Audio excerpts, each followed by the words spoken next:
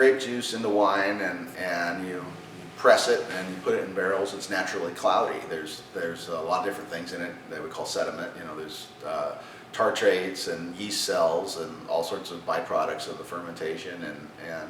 So our job as winemakers is to clarify the wine before we bottle it. Filtration is also used to stabilize a wine in some cases. If you don't want to bottle age it for too long, you can do a sterile filtration on it. But our basic philosophy has always been the more treatment that you do to a wine, the more you take away from it. So if you can make a wine without filtering it and clarify it naturally, that's always better. And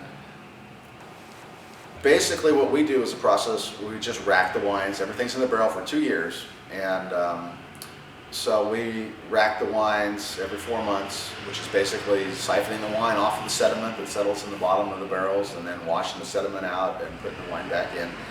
And it's basically the way wine was made before all modern technology that's used to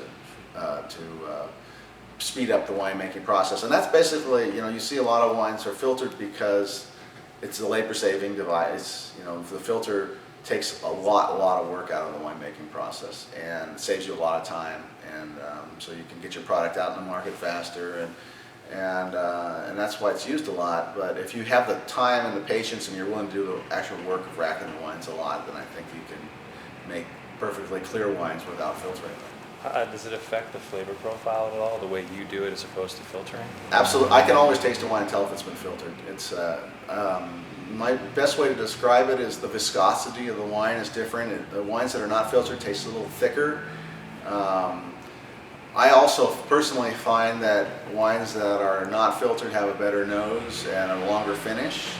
Another byproduct that we've noticed is the wines are not as sensitive to oxygen if they're not filtered. So you can open a bottle of unfiltered wine, or with our wines we've found that you can open a bottle and it will be good the next day or even the day after, which is not true of a lot of wines that have been processed a lot. Efficiency, and that's something my father's very obsessed with, and part of this